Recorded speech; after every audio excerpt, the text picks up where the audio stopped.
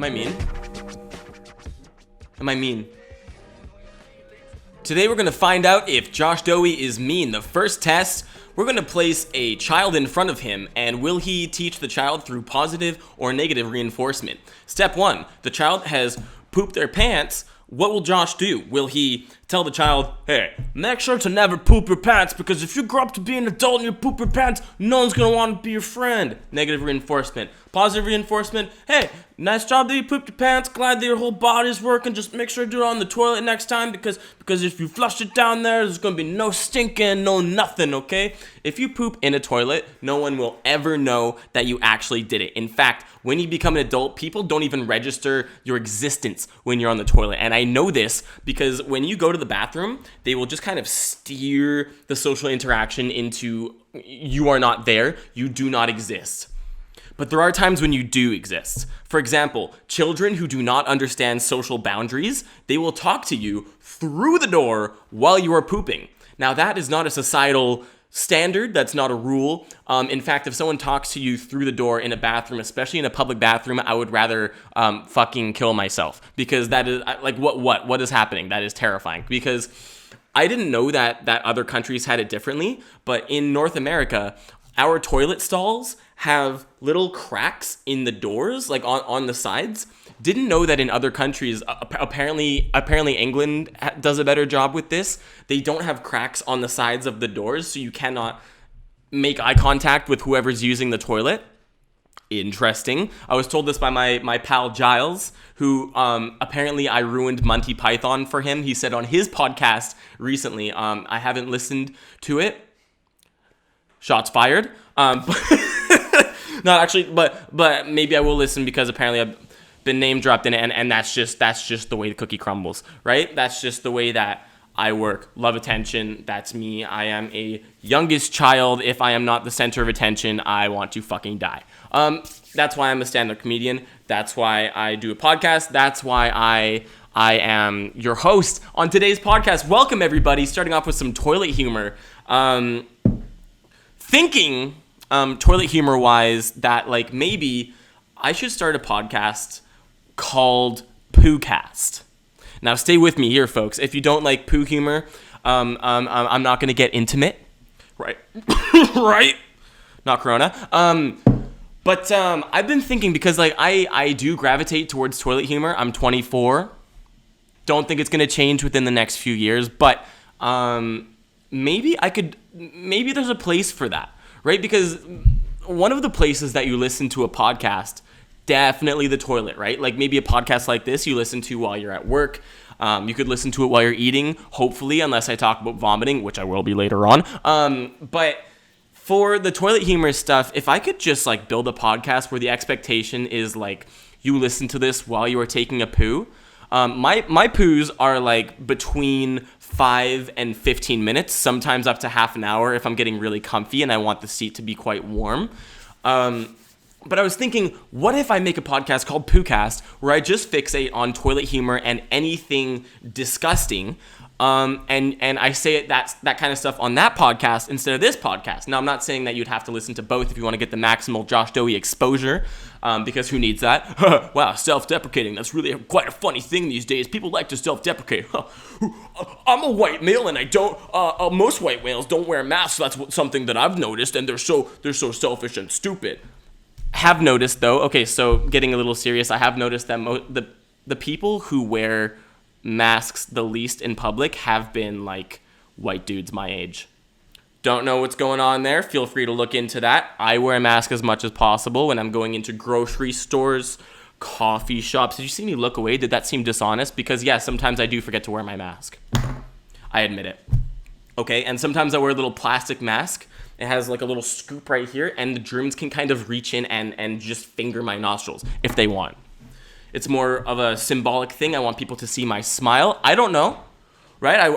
I tried to wear the mask. I don't know what the latest knowledge is on the masks, and maybe I've dug myself into a hole. Maybe you hate me for my mask wearing protocols, but I'm just gonna keep the tap running, and eventually maybe I'll stop saying stuff that you disagree with, and maybe we can agree on something, right? Because public discourse is just, we all must agree, right? I don't know. I was just listening to the Joe Rogan podcast, and he was talking with Tim Dillon, who's quite political, and they're talking about political discourse and just like how everything is just like 100% yes or 100% no, and there's not a whole lot of in between or nuance. And I guess I just kind of fixated on that. Yeah. But anyway, so PooCast, that is a possibility. That could be happening very soon. Did you notice this shirt that I'm wearing? Right? Take a look. Audio listeners, maybe tune into the YouTube version. Get fucked. But I call this my Galactic Space Vomit shirt because it looks like Vincent van Gogh had sex with space. And it is big and swirly and really comfy. And I'm not wearing pants. Isn't that fun? When you have your own show, you can just not wear pants, just like I haven't been for the last maybe 3 episodes because I'm always in a rush. I'm always almost late. In fact, the time is 1:48, and I have to leave at like 2:20 at the latest so I can get to work on time again. Like, how am I... Is my time management bad? Like, I feel like I'm just like, I'm on time, right? But I'm almost late, right? That was the podcast topic last week. Did you tune in last week? Did you get the update on my life? Right? Is that what a podcast is? You just update people on your life? Oh, dude, we want to hear all about the toilet. We want to hear about your rectal movements. If you tune into PooCast, you'll get that. I think maybe I'll try and record that tonight, and we can just see how that goes. Huh? Yeah. Well, speaking of space vomit, almost threw up today because I want to get back into running, as in I haven't run in about a week, because I'm not dating this wonderful lady, and I have been staying at her house on the daily. And that means that I'm not in my own neighborhood, so I'm not getting the running time. Because when you stay over at someone's house, it kind of just demolishes your routine, especially if you're only doing it sporadically. Like, I don't know, my experience has always been like if I'm traveling or if I'm staying over at someone's house, my routine just kind of demolishes. Like I don't do my fun little affirmations that I read on my blackboard. I don't meditate, but I'm pushing for meditation with her. We've been meditating kind of, but the meditation kind of is the first thing to go because it's always weird for me, especially staying at someone's house, if I wake up and first thing I'm like, hey, I just need like 10 or 20 minutes to meditate. But it truly is as easy as that. Like it's not imposing or weird really when you think about it. But when you're in the moment, you're like, like I don't really want to just like be that guy. You know, I don't want to just be so woke. But we've been meditating together, and that's been pretty fun. But now that I am back home because she is doing her own thing currently, getting back into the running, and there are some crucial details that I've disregarded. In terms of bodily functions. Forgot that running is best done on an empty stomach when you've dranken a lot of water. You have drinketh the H2O. And that and coffee are the only things, because this is the knowledge that I have contained inside my brain from learning on the internet. Coffee, because it is coffee, you don't have to like there's not a digestion process with it, I think, because it's just water and bean juice. Huh? Right? I think. Right? And I've had no difficulty with that except for maybe like acid reflux from running if I drink coffee too close to my running time. But the coffee I drank today, I really fucked up because I showed up at the coffee shop. I had just sent a parcel at the mailing place right next to it, and it was already like 12 o'clock in the noon. And I was hungry because it's noon, right? And so I showed up at the coffee shop, and I was like, I am not going to buy any pastries, which is a habit of mine. I always get a pastry when I go there for whatever reason, but I thought I was going to be strong this time. I was standing in line, and I was like, yeah, I'm going to be strong. Not going to buy any pastries. Not going to do anything. Going to get my coffee. Going to get the fuck out. But what did I do? Bought a pastry. Yeah. And it doesn't feel good to digest while you're running. I know that. Still bought a pastry. Tasted great.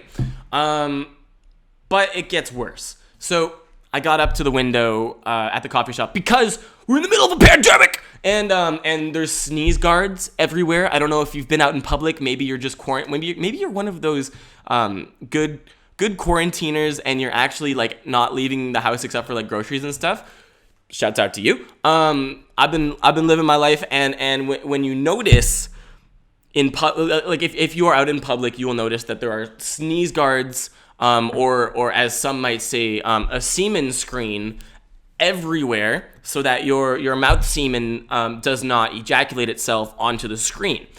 And so at this coffee shop, they realize that makes it kind of difficult to hear, so they've installed like a nice little like almost like a drive-through type thing where there's like a mic you can speak into, and then they speak into their own mic, and then you always mishear each other. But at least there's kind of communication going on instead of you going, hey, I'll get a Minesweeper coffee, dark roast, medium size. Instead it's like, hey, I'll get a dark roast, medium, Minesweeper, dark size.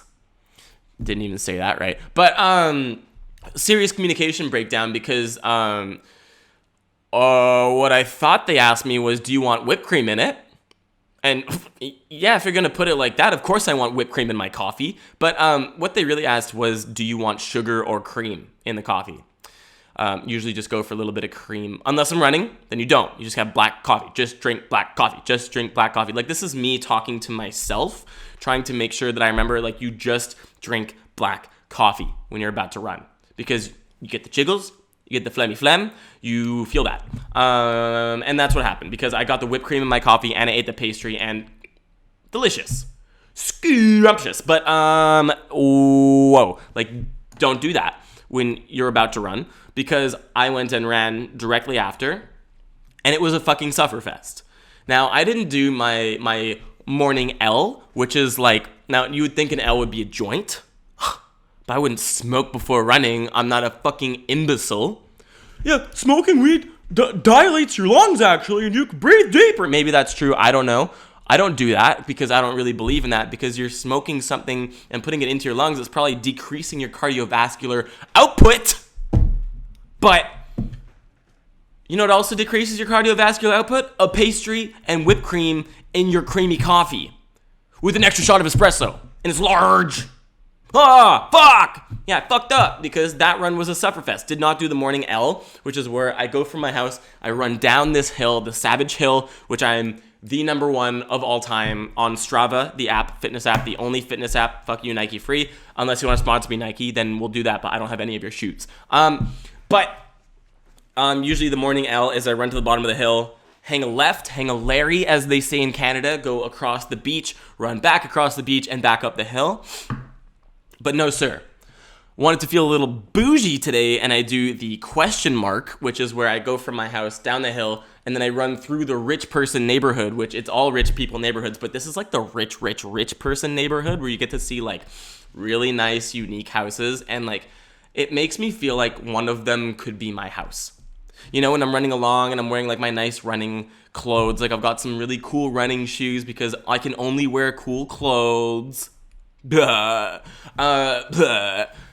So my mind's going, these people who I'm seeing along this running route, because it's a very, very populated walking and running route. It's just a straight shot, beautiful houses on either side, and there's the beach on one side of the neighborhood, and then there's also another beach on the other side of the neighborhood.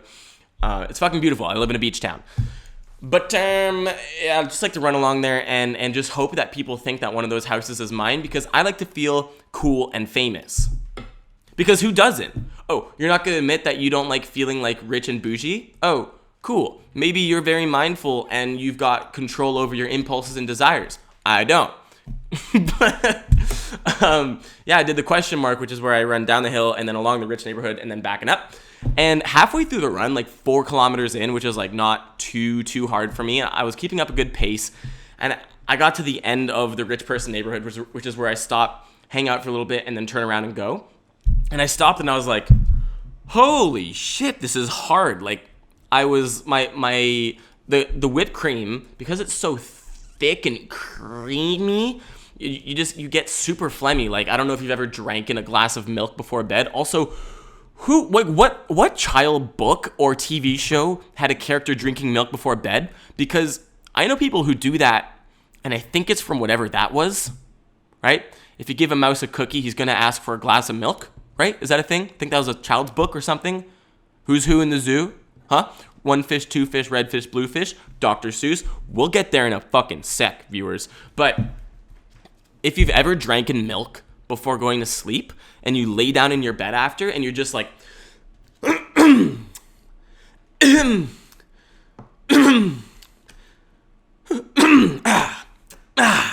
just trying to sleep here. Just trying to sleep. Hate it. Do you know why? You drank milk, right? Milk, thick, creamy. Lactose in the throat, right? You are building up a layer of cream and whatever the fuck's going on in there. You're building that up. And then if you want your airways to be totally clean, not the thing to drink before bed. So even worse if you're going to drink it before a very hard workout where I run fast. Yeah. These legs, they fucking work. You want to take a look at these legs? I'm not wearing pants. Look at the size of this leg. It's a big leg. So these big legs, they take me far and fast, right? I am 5'9" at 180 pounds, and if you want to wrestle me, you're going to have to be in my weight class. But what makes me so thick is these legs. I got thick legs. Now, you would think I'm a thick boy at 180. Look at the abs.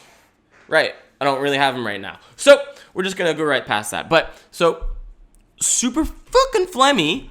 And then I had just drank a hot cup of coffee and then went straight to running. So, of course, I've got acid reflux because I've got hot Josh Dohy soup boiling up inside my belly. And I feel disgusting and I can't breathe properly. And I haven't been running for like a week. So, of course, my cardiovascular is sucky. And then also, been smoking a lot of weed. Let's talk about that. But, yeah, so that was really fucking hard. So I had to stop at about the 6K mark. Like, I did my run, 4K, stop, run back. And then on the way back, about 6K in, had to stop myself and just be like, holy shit, can't do this. Like, it was just too much suffering. Now, there's a certain amount of cardiovascular suffering that I can push myself through. Like, I like to think that I've got a pretty high threshold for that. But, like, I've got a really low threshold for nausea. And, like, that was kind of what was going on. So I stopped myself. I walked a little bit. Hated myself. Don't do that. Don't hate yourself ever. But I walked to the bottom of the Savage Hill. Felt like I'd kind of recuperated. And then I took off my shirt and screamed at a pedestrian. No, just kidding. I didn't do that. But I took off my shirt, screamed at myself, which I could be a pedestrian. So maybe me screaming at myself does count as me screaming at a pedestrian. And then I went and ran up the hill, and that was fine. But yeah. Point being, you're gonna run, yeah?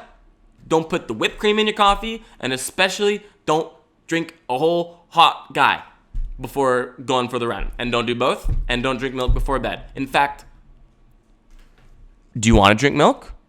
Are you for? That's what a lot of people would say to me. I think it's fine to drink milk at times when you're not about to run and not about to go to bed. But let's talk about Dr. Seuss for a sec. Okay? Because I was on the bus. Okay? You with me on this? So I was downtown trying to get home, and I jumped on the bus. And the fun thing about Vancouver City Transit is that they don't really care if you pay, because our city is pretty nice to homeless people, because they have, like, we've got a pretty wicked bad homeless person, or a pretty bad mental health problem and a pretty bad drug problem in our city. So a lot of the bus drivers and stuff will just let people ride the bus for free, because there's no telling, like, who has these issues. And then if you are just, an average person, no issues or anything, you also get to just kind of jump on the bus for free. Am I a piece of shit for doing that? Probably. But none of my cards were working. Didn't want to put money on my transit pass. So what do you do when you get on the bus? Either you put too little money inside of the little cash thing, and then you just shrug and look at the bus driver guy, and he just lets you through.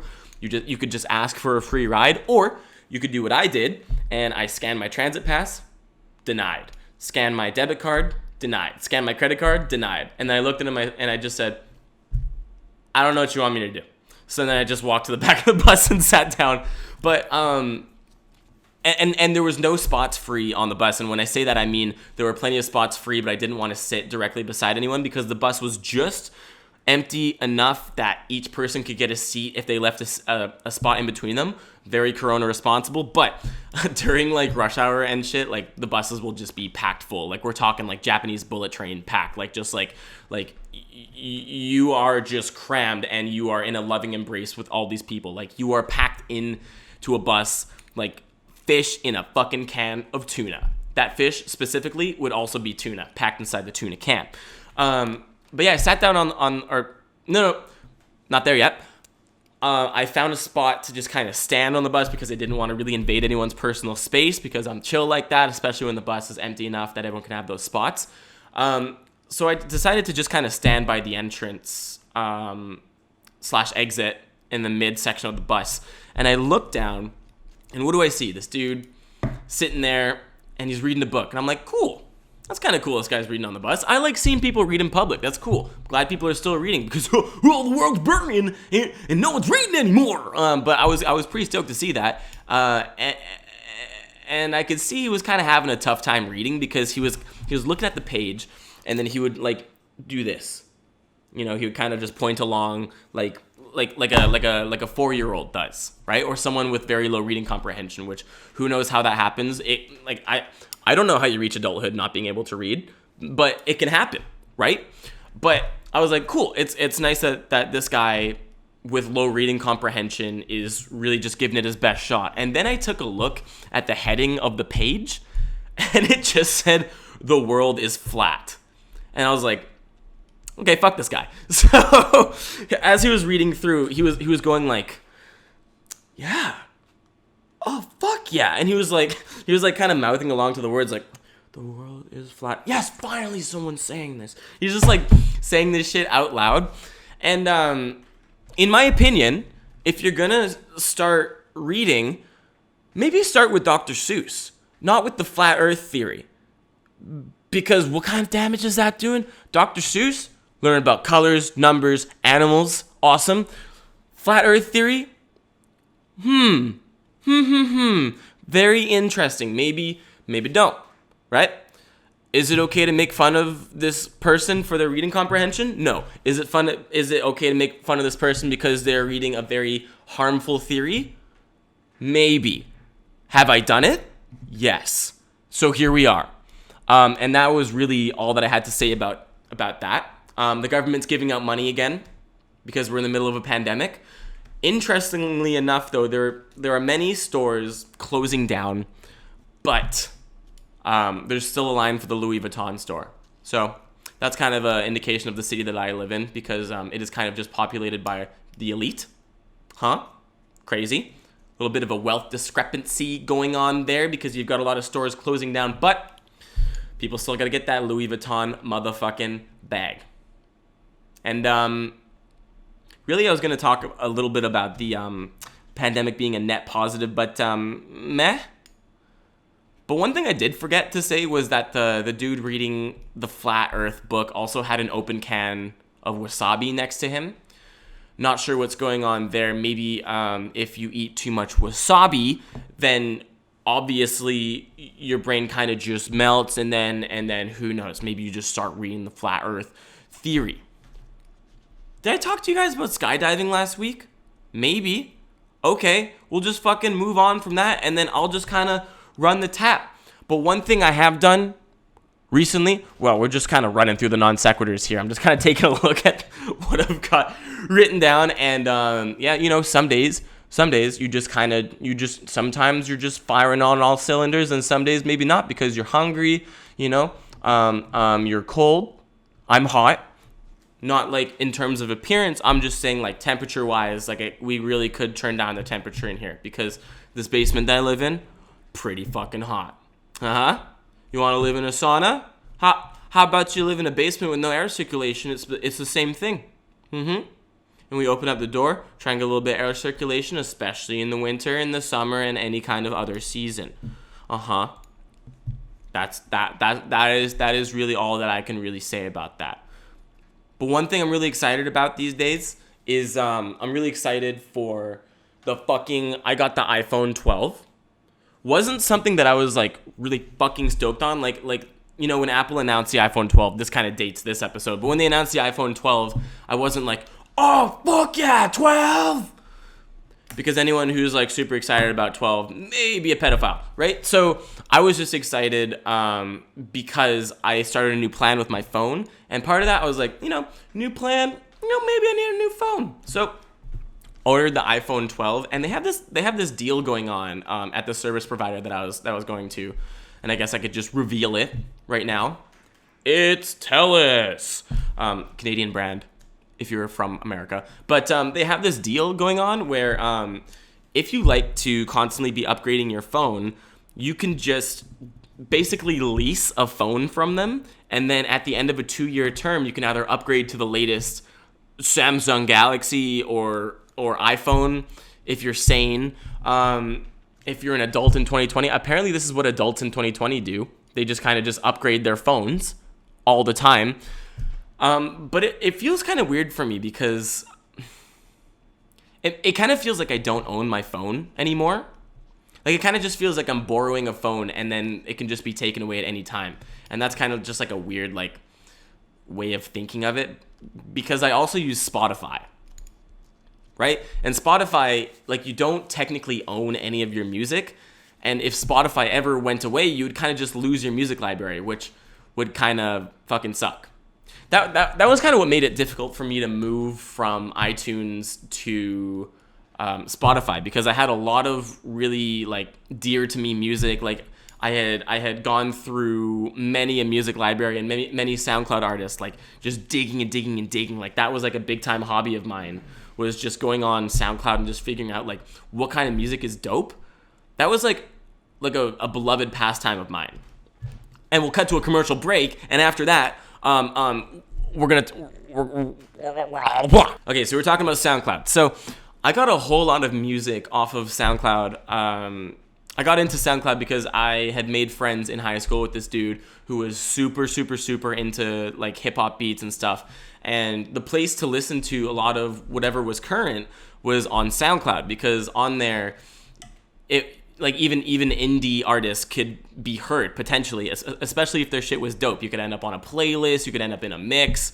Someone could just, like your music, follow you, and that was kind of how it worked. And you would be able to find more dope artists because you would find an artist you like. Maybe you're a fan of, for some reason I want to say the Chainsmokers. Maybe the Chainsmokers were on SoundCloud and you wanted to hear what they were into. You could see who they followed and what music they liked. Like they would hit the like button, and then that would show up on like a side feed. And then you could just endlessly search for new music by just finding music you like and then finding what they like. And you could search for literally ever. You could go into what artists they follow. You could go into what they like. And if you're looking for new music, you can still do that. Like there's like many artists are still on SoundCloud. And if you're really, really, really trying to find some new shit, you can just go into their likes and following, and maybe you'll find someone that you dig. And then that cycle can just go on forever. You go into the likes, go into the following, find artists you like, and then you go into their likes and following, and eventually your music taste is just niched the fuck out, and you find like the perfect music for you. And I did that for a few years, and I eventually found like music that I really fucking dug, like music that was very dear to me, and it was very personalized, and I kind of identified with that music because I had spent so much time looking for it and then downloading it or buying it or whatever. And like my music library was like it was an extension of myself. And that kind of made the transfer from SoundCloud to Spotify a little difficult, because yeah, you can take your downloaded music library and upload it to Spotify and still have it there. But for me, it felt a lot better to just kind of start anew and just kind of look up, some artists that I enjoyed, and then their method of finding new music would be like you find a song you enjoy, and then there's an option called Start a Song Radio. Like, of course, everyone's on Spotify unless you're on Apple Music. Then it's like Create Station. But these days, music platforms kind of push artists or push specific songs of theirs. So you find like sometimes you listen to a song or a song radio, and it'll play a couple new things. But I've noticed on Spotify, it kind of just steers back to music that you've listened to before, or or I'm sucking on invisible dicks, it'll steer you back to familiar music, or maybe Spotify has an artist that they're really pushing, because you do find that Spotify will promote certain artists. So it's made searching for music a little bit less fun. I kind of preferred those days of just searching for my own music. Like, I feel like I've kind of lost my musical identity, and in some ways I feel like my music taste hasn't evolved a whole lot. Like, there are certain types of music that I've had brief stints with, and then I listen to it until it's fucking not interesting to me anymore. Like, I was really into Portuguese bossa nova. I call it Portuguese elevator music because, like, if you step into an elevator in Portugal, that's probably what you would hear. Like, and you're just like, this is really quaint. And I was really into that for a brief stint. But the music never felt like it was mine because I never went through the process of downloading it. And sure, you can download stuff on Spotify, but is it really downloaded? You know? Because sometimes I turn on airplane mode and the music that I've downloaded is just not there. Like, I don't know if you guys have had the same issue with this, but I also get it with podcasts. Like, now that Joe Rogan's moved to Spotify, and I'm a big fan of Joe Rogan. Don't know if you could fucking tell. But part of listening to the podcasts is I have to download them because Joe Rogan's podcast is in video form. And so there's been a couple issues with downloading the podcast. Like I hit the download button and it downloads way too fast. Like, I don't trust it. Like, you hit the download button, it's like, okay, done. Like, it's kind of like when you were a kid and you went pee pee poo poo, and then you came out of the bathroom, and then your mom was like, hey, did you wash your hands? And you're like, yes. And then she's like, with soap? And you're like, fuck, fine. And then you go back to the bathroom, and then you just like run the tap and then put your hands around it, but don't actually put your hands in because you don't want to get your hands wet. Because you don't understand pandemic stuff. Maybe kids these days are actually washing their hands. Didn't really like washing my hands as a kid. I wash my hands now because I understand how dirty they can be, especially if you scratch your butt. Yeah, back then, you would tell a kid to wash their hands, that kid being me. I would just run in, run the tap, walk out, and then be like, done. And I kind of feel like that's what's going on Spotify. You know, I'm like, can you download this song? And they're like, okay, done. And then I go out and then go about my day, and it's like, okay, you've reached your limit with data. And I'm like, what the fuck, why? And it's like, Spotify. I'm like, Spotify, you didn't fucking wash your hands with soap, did you? I get really angry. Yep, Rooney. So it kind of feels like I can't trust Spotify. I've got trust issues with it. Maybe next time you just download it completely, huh? Maybe next time you wash your hands with soap because if you don't, you're a little super spreader, huh? Spotify, you want to be a super spreader? Yeah? You want to be a little guy who doesn't wash their hands with soap? Do you guys ever get that, like, as kids? Or like, I remember one time I got like way too high, and then I kind of changed the memory on myself. Like, you ever do that? Get super high, and then one of your memories just decides to kind of change. Like, I remember one time I was in the mountains with my family, and there were grasshoppers, and I remember them being very large, and for whatever reason, my brain just kind of changed it to be like, yeah, there were giant grasshoppers. Like, if I try and remember that moment in my life, like, I remember the hill, and I remember the view, I remember everything, but there's giant grasshoppers. Like, they are the size of my body. And I know that's not real, but that's just the way my brain has chosen to remember that, and it just, like, the way I've heard that memory works is that you remember something, and then every time that you recall it, you're just remembering the memory. And every time that you're recalling this thing, your accuracy of it just kind of devolves. Is that real? I don't know. I'm 24 and I don't know shit. I'm just quoting things I've heard on podcasts. But that's the way that I've chosen to remember that. And so my brain kind of did that process with wash your hands. It just kind of changed it to be like, I thought my parents would say wash your fingers. Is that a thing? Like, Jovy, did your parents ever ask you to wash your fingers? Fuck. So that's probably a high brain doing that. Like, just kind of distorting a memory. And really, these days, you gotta wash the whole hand. I've I've asked a lot of people about wash your fingers, and no one's with me on it. So I figured out that really just like, yes, I maybe should just be smoking less weed. Because it kind of just became a habit for me. Like I found this really nice strain of weed where I could kind of be operational on it, especially if I was just like hanging out with my girlfriend, not girlfriend. And we could smoke it and kind of be operational. But it became more of a habit than a choice. And that's not something I'm comfortable with, because that is a state change. Like, you are smoking something to change your state. You know, you're making things more funny or more interesting, more humorous. You're trying to see life with a different perspective. And that's okay if you're doing that every once in a while. But if that's your constant, you need to assess whether that's something that you want. Now, if you smoke weed every day and that's something that you enjoy, cool, power to you. For me, I like to assess what is a habit in my life, what is something that is happening frequently, and is that something that I want to occur?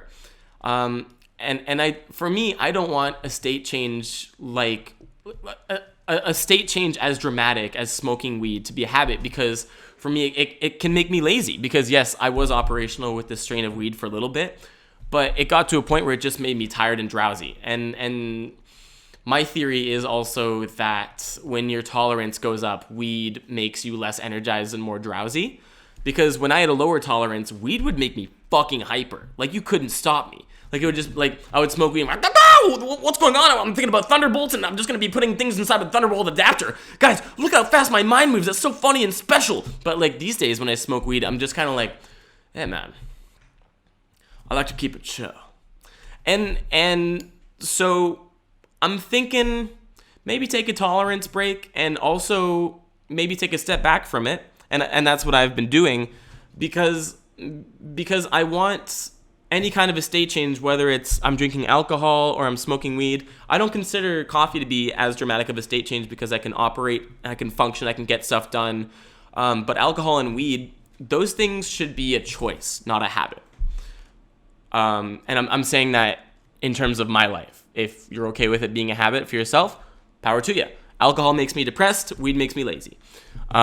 So trying to just take a step back from that. And actually, it even attached itself to my writing.